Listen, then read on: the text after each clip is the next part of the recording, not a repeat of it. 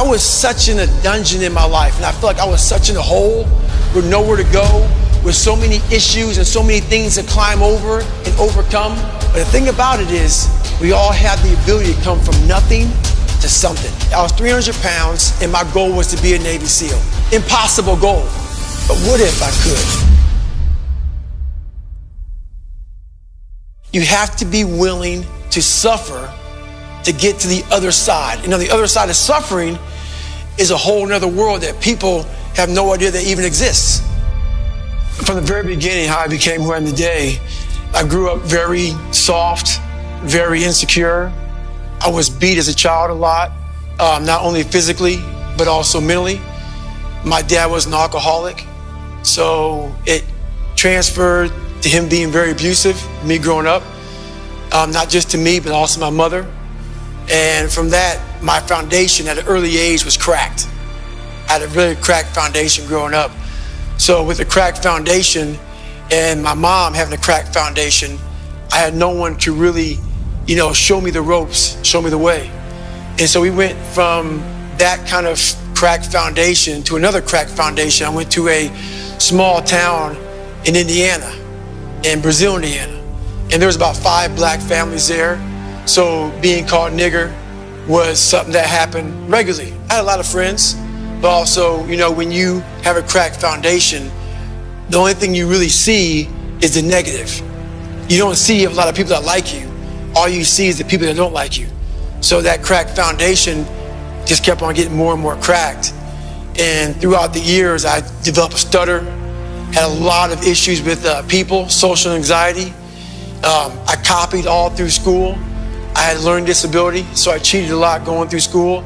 So my foundation continued to get cracked.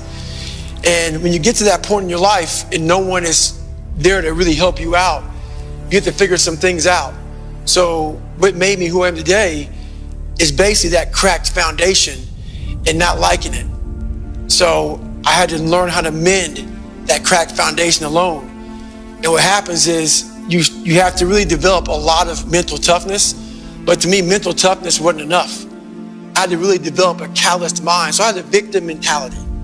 I was a victim. Everybody messed my life up. My dad, society, my mom, whatever it may be, I was dealt a bad hand. And so it gives you a victim mentality. So I developed a way to get over the victim's mentality. And it was through callousing your mind. So I was literally callousing over the victim's mentality through outworking all my faults. So I developed a work ethic that became known as, what it is now. That's how I got this world toughest man. It's because I'm not the best person in the world. I'm not the smartest. I'm not anything. But I learned to outwork everybody around me. And that's how I got to where I'm at today. So I don't live a very glamorous life at all. I live very uncomfortable to a lot of people. It's not that I'm broke. It's not that I don't have the means to do it. It's like a boxer. A boxer may have a $4 million house, but before a big fight, he may go away to the mountains for about 2 months to train. Totally secluded, desolate world, may live on a cot, may live on the ground. What that boxer's doing is he's trying to form his mentality. He's trying to get that mentality to a very animalistic state. So when he goes inside that ring, his mentality is ready to do whatever it takes to win that boxing match. So what I realized from my foundation growing up was I had a very soft mind. And I live that way now, like that boxer training for that big fight. I live that way all the time.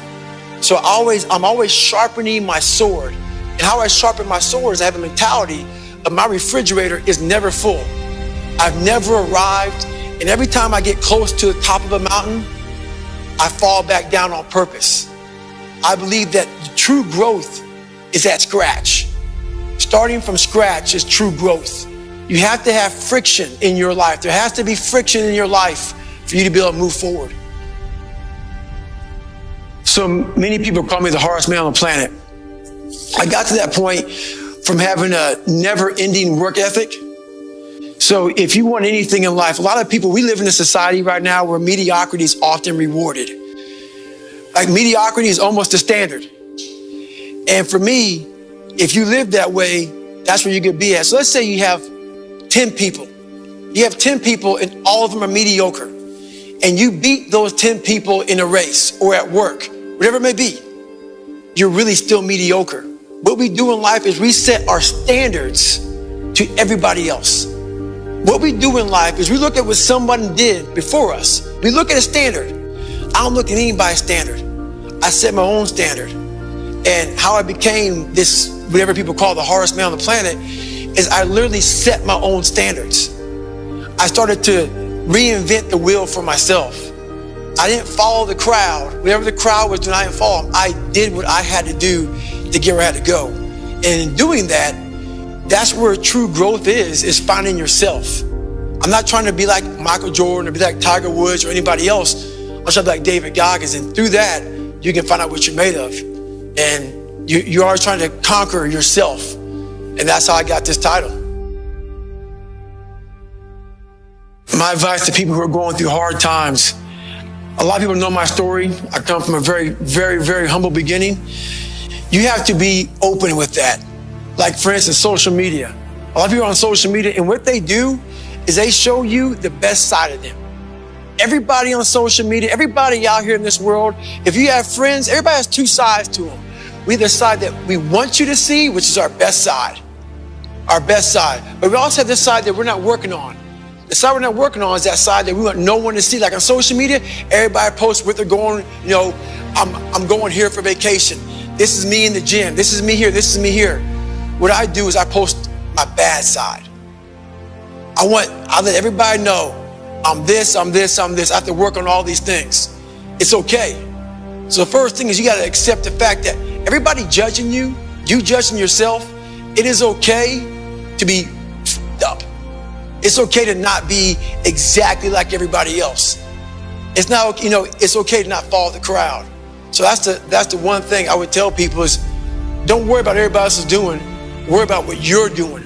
Focus on what you're doing, because everybody else out there, everybody judging you, they also have problems themselves. And that's when I realized myself. So I stopped comparing myself to everybody else, and I just compare myself to me.